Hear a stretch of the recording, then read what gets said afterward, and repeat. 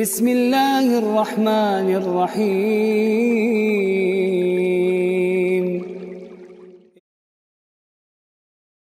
Zaman kita sekarang ini adalah zaman yang penuh dengan berbagai kenikmatan. Salah satu di antara kenikmatan itu adalah tersedianya berbagai perangkat teknologi yang bisa memudahkan kita untuk melakukan berbagai aktivitas kehidupan, termasuk diantaranya adalah melakukan interaksi, melakukan pergaulan antara satu manusia dengan manusia yang lainnya. Dan memang demikianlah Rasulullah Shallallahu Alaihi Wasallam memerintahkan kepada kita untuk bergaul dengan manusia itu dengan pergaulan yang baik. Wa khaliqin nasa bi khuluqin hasan. Bergaullah dengan manusia dengan pergaulan yang baik. Demikian pula secara khusus Nabi Shallallahu Alaihi Wasallam pernah bersabda, khairukum li ahli wa ana khairukum li ahli. Orang-orang yang terbaik di antara kamu adalah orang yang baik dengan keluarganya. Apa yang dimaksud dengan orang yang baik dengan keluarganya di sini? Salah satu di antaranya adalah baik pergaulannya, interaksinya dengan keluarga itu baik. Interaksi suami kepada istri itu baik. Demikian juga sebaliknya, interaksi sang istri kepada suami juga baik. Memberikan dampak yang menyenangkan, memberikan dampak positif. Kemudian Nabi SAW mengatakan, wa ana khairukum li ahli. Dan sayalah orang yang terbaik memberikan perlakuan kepada keluarga saya. Pemirsa Umat TV rahimani wa rahimakumullah. Salah satu di antara perangkat teknologi yang merupakan nikmat bagi kita sekarang ini adalah tersedianya berbagai bentuk, berbagai ragam media sosial. Apakah itu yang bernama Facebook, yang bernama Twitter, BBM, BlackBerry Messenger, atau WhatsApp, Line, dan sebagainya. Nah, ini adalah media yang tidak bisa dielakkan sebab era dan zaman sekarang ini adalah era teknologi. Dan ini masuk ke seluruh sendi-sendi kehidupan kita, termasuk di dalam keluarga kita. Kalau kita tidak menyikapi kehadiran media ini, maka media ini bisa bermata dua. Dia bisa membawa dampak yang positif bagi keluarga, lebih khusus pasangan suami istri, dan juga bisa membawa dampak negatif. Nah, tentu kita tidak mengharapkan media sosial ini yang sesungguhnya dan sejatinya adalah bagaimana menjadi media yang memudahkan kita untuk berkomunikasi, apalagi komunikasi pasangan suami istri, komunikasi orang tua dengan anak-anak. Tetapi yang terjadi adalah justru media inilah yang merusak keharmonisan, merusak keutuhan rumah tangga kita.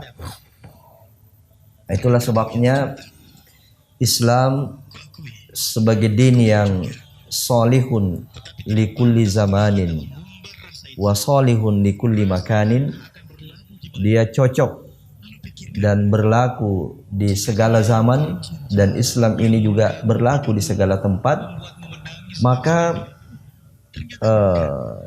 hendaknya kita menjadikan Islam ini, menjadikan agama ini bukan hanya sebagai agama ibadah, bukan hanya sebagai agama akidah yang memang merupakan hal yang pokok di dalam beragama, tetapi juga kita menjadikan sebagai pedoman di dalam melakukan interaksi, di dalam melakukan pergaulan, di mana pergaulan kita sekarang ini tersedia berbagai media, diantaranya adalah media-media sosial tadi. Pemirsa Umat TV yang sama berbahagia, tadi kita menyebutkan bahwa media sosial ini bisa membawa dampak yang positif, tetapi juga bisa membawa dampak yang negatif. Di antara dampak positifnya adalah kita mengharapkan bahwa media ini makin mendekatkan yang jauh semakin dekat.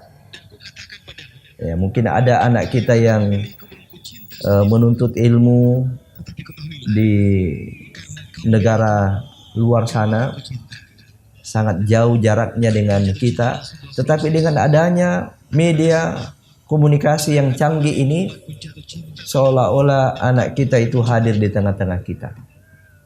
Demikian juga karena satu dan lain hal harus berpisah pasangan suami istri, dengan adanya media ini, media komunikasi yang canggih ini, terasa dia berada di dalam rumah sendiri.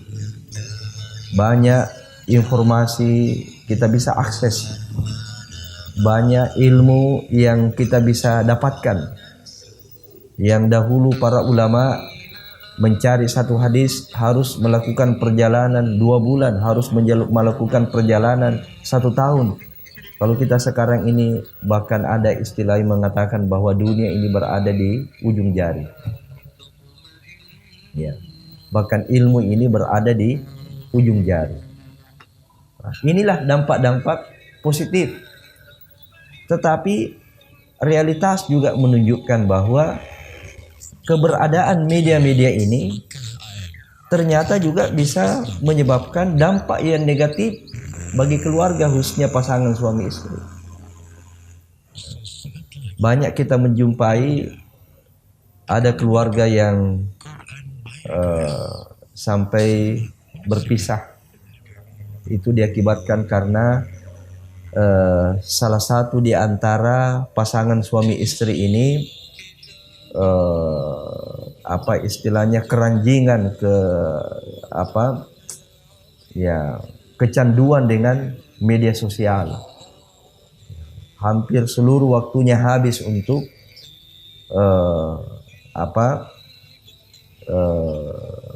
terlibat di dalam mengakses informasi atau terlibat di dalam media-media sosial itu. Ya, sehingga tanggung jawab terhadap suami, tanggung jawab terhadap anak-anak terabaikan, atau demikian juga sebaliknya. Ya. Percakapan antara suami istri tidak nyambung.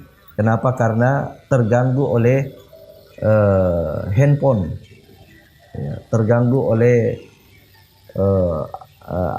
media, dengan adanya media sosial. Ya. Nah, inilah kita tidak menghendaki media ini yang asalnya adalah bagaimana memberikan hal-hal yang positif, memudahkan berbagai urusan-urusan kita, justru yang terjadi sebaliknya. Nah, karena itu pemirsa Umat TV yang sama berbahagia, pada malam hari ini kita ingin mengkaji apa saja rambu-rambu, apa saja bawabit, dan apa saja etika yang hendaknya kita miliki sebagai seorang suami, sebagai seorang istri atau orang tua terhadap anak-anak di dalam menyikapi keberadaan media sosial ini. Mudah-mudahan dengan kajian ini kita bisa memanfaatkan media sosial itu hanya positifnya saja. Artinya keberadaan media sosial itu memberikan dampak yang positif bagi keutuhan keluarga kita, bagi keharmonisan keluarga kita. Bahkan lebih daripada itu, keluarga kita makin bahagia dengan hadirnya media-media ini. Yang pertama, kita niatkan adanya media-media ini adalah untuk memudahkan komunikasi anggota keluarga. Ya. Coba bayangkan kalau satu keluarga itu dibekali dengan media ini, lalu kemudian mereka membuat grup keluarga, misalnya Fulan Family, ya, atau Fulana Family misalnya. Keluarga ini, ya, nama grupnya adalah keluarga ini, beranggotakan semua anggota keluarga. Masya Allah, ya, ibarat anggota keluarga kita itu sekalipun jauh di sana, ada di Saudi, ada di Eropa, ada di negara-negara yang jauh di sana, seolah-olah anak kita ini, anggota keluarga kita ini berada di rumah sendiri. Apa aktivitas penting yang mereka lakukan itu kita bisa tahu, kita bisa pantau. Ya. Ini kalau kita meniatkan media sosial itu untuk memudahkan dan untuk mengakrabkan anggota keluarga. Ya. Ini yang pertama.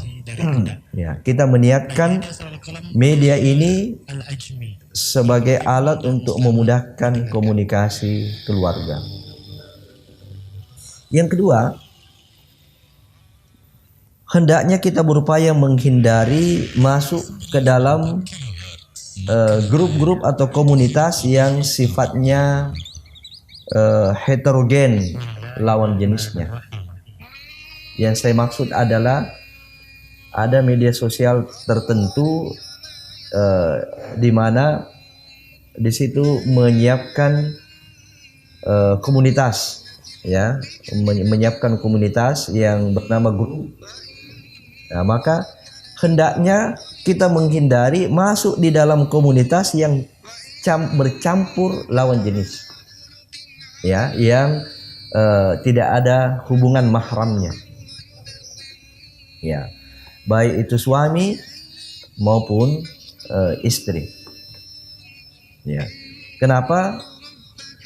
Sebab realitas banyak menunjukkan keluarga yang hancur, keluarga yang berpisah itu diakibatkan karena sehingga membuat mengupload status hampir setiap menit, ya, selalu diupdate statusnya. Kemudian menunggu ada orang lain yang menyatakan like, menyatakan suka, ya, lalu ada yang memberikan komen. Nah, inilah yang banyak menyita waktu daripada sang istri atau sang suami, sehingga lebih senang, ya, lebih banyak waktunya terbuang untuk hal-hal yang seperti itu. Ya.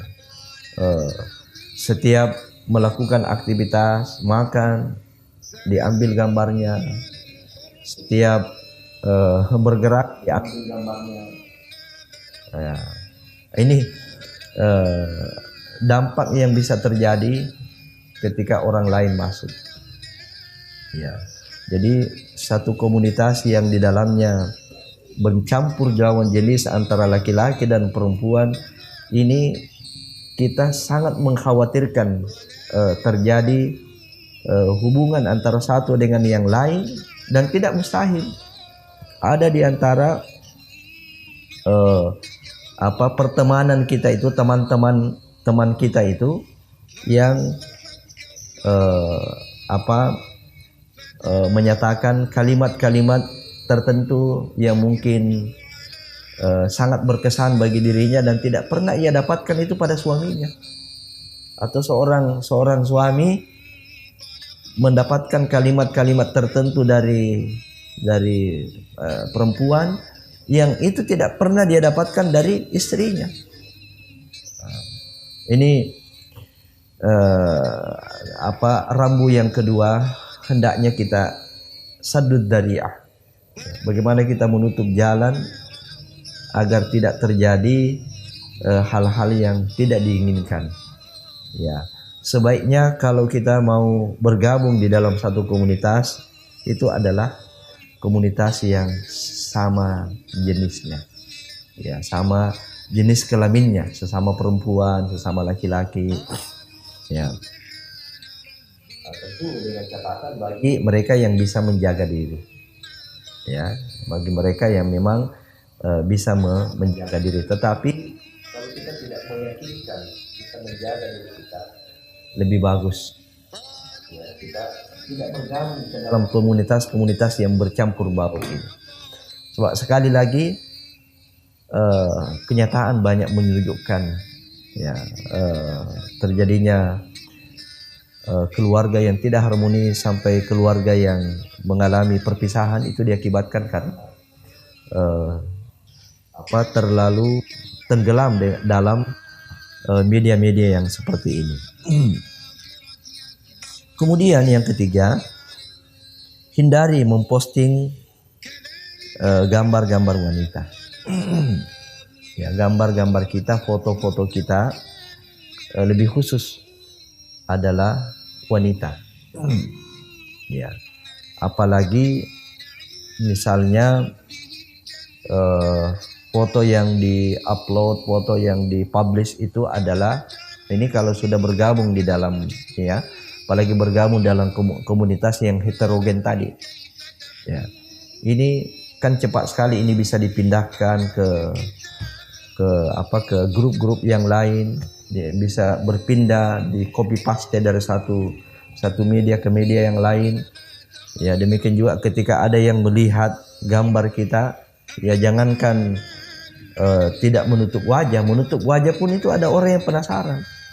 Ya, orang yang menutup wajah pun mengambil gambarnya lalu kemudian dia publish gambarnya dalam keadaan menutup wajah. Itu ada orang yang mungkin penasaran, itu hanya dia lihat matanya, penasaran, dia ingin lihat. Akhirnya kemudian dia menggunakan jalur pribadi, ya. Dia kirimi, tolong dong gimana bisa sedikit ya dibuka mukanya, ya, dan seterusnya. Nah, karena itu kita nasihatkan kepada para wanita muslimah, ya, jauhi kebiasaan untuk selalu memposting, mempublish, ya, broadcast gambar-gambar kita, sekalipun gambar kita itu menutup aurat. Ya, sekalipun gambar kita menutup aurat, bahkan sekalipun gambar kita itu mohon maaf misalnya kita tutupi dengan cadar. Sebab tidak ada yang bisa menjamin, ya, tidak ada yang bisa menjamin di antara kita. Banyak sekali kemungkinan negatif yang bisa terjadi. Ya. Ini kalau saya menyatakan seperti ini nih, banyak realitas yang kita temukan. Ya, banyak keluarga, sekali lagi banyak keluarga yang tidak harmonis lagi, ya, diakibatkan karena kebiasaan sang istri, ya, memposting gambarnya, kebiasaan sang istri memfoto dirinya. Ya. Nah, kemudian yang keempat adalah hendaknya peralatan-peralatan dari media sosial atau perangkat media sosial yang kita miliki ini itu bersifat terbuka suami istri. Ya. dalam artian bahwa jangan kita ada sesuatu yang kita tutupi. Ya. Jadi katakanlah HP istri itu adalah HP suami. HP suami adalah HP istri. Ya, sehingga kita bisa saling mengontrol. Ya. Nah, sekalipun memang ada hal-hal yang sifatnya privasi, tapi dengan saling terbuka dalam masalah yang seperti ini, maka insya Allah ya unsur-unsur kecurigaan itu kita bisa hindari. Ya, kalau hemat saya itu lebih cenderung bagaimana kita kita saling terbuka. Ya, jadi kalau suami mengambil HP-nya sang istri, itu tidak ada masalah, silakan Anda buka. Ya, tidak ada hal-hal yang mencurigakan di situ. Ya, demikian juga sebaliknya, istri mengambil HP-nya suaminya, ya silakan Anda lihat. Ya. Nah, kalau kita tertutup, inilah yang kita khawatirkan munculnya kecurigaan itu. Apalagi ada gambar-gambar di situ. Iya, barakallahu salam menekan Allah Subhanahu. Kemudian tadi surah Al-Qalam yang baru saja kita dengar. Yang kelima adalah biasakan pasangan suami istri, ya termasuk seluruh anggota keluarga, dan merespon cepat pesan-pesan yang sifatnya pribadi. Ya. Kita berusaha sedapat mungkin tidak menjadi orang yang tipe cuek. Ya, ketika ada pesan-pesan itu, ya kita baca saja, mungkin kita baca kemudian kita tidak memberikan respon. Ini adalah bagian daripada etika berkomunikasi. Ada yang disebut dengan etika respect. Ya, respect itu sama dengan ihtiram. Bagaimana kita menghargai orang, bagaimana kita memuliakan orang, sebab salah satu di antara hak asasi manusia itu mau dihargai. Seorang istri mau dihargai, seorang suami mau dihargai, seorang anak pun itu punya hak untuk dihargai. Karena itu ketika ada pesan-pesannya hendaknya kita perhatikan. Ya, kecuali tentu kalau memang kita ini ada udhu, ya. Tapi dalam keadaan kita sudah sempat, itu hendaknya kita merespon cepat, sekalipun itu hanya dalam bentuk simbol-simbol emosi, ya, senyum misalnya, emosi yang menunjukkan senyuman, yang menunjukkan applause dan sebagainya. Ya. Ini adalah salah satu di antara bentuk respect di dalam pergaulan, ya, bentuk ihtiram kepada orang lain. Coba bayangkan kalau ada pesan kita ini yang mungkin 1-2 hari tidak pernah direspon, ya, 1-2 hari tidak pernah direspon, padahal kita lihat itu, kita baca, ya, dan ya, mohon maaf tidak habis kita punya paket data, masih ada kita punya paket data, kok kita tidak berupaya untuk meresponnya. Ya. Apalagi istri pada pasangan suami istri, nah ini kadang-kadang masalah keluarga itu muncul dari sifat cuek di dalam merespon panggilan, ya, di dalam merespon pesan-pesan, ya, apalagi dalam kondisi-kondisi darurat, ya, kondisi-kondisi yang genting, yang sangat penting, ini membutuhkan respon yang cepat, ya. Artinya, ya, konsekuensinya kalau kita mau menggunakan peralatan canggih ini, ya kita harus seperti itu. Baik, kemudian kita beralih ke selanjutnya. Memang kebiasaan kita tidak suka merespon, ya lebih bagus kita tidak pakai HP, kita tidak pakai handphone, ya, kalau memang kebiasaan kita seperti itu. Tapi kalau memang kita sudah siap dengan media ini, ya seperti itu. Jadi ini, ya. Kemudian yang keenam adalah dan penyiar. Hendaknya kita membudayakan Istiqomah di jalan Allah Subhanahu kata-kata yang positif, Amin. Ya, kalimat-kalimat yang positif, ucapan-ucapan yang positif, dan yang paling positif itu adalah doa. Diberikan umur yang panjang Ya, tentunya doa. dan umur yang berberkah. Ya, semoga misalnya semoga Allah Subhanahu wa taala memberikan kemudahan bagi Anda. Ya, bahkan ucapan terima kasih, syukron, jazakumullah khairan itu adalah doa.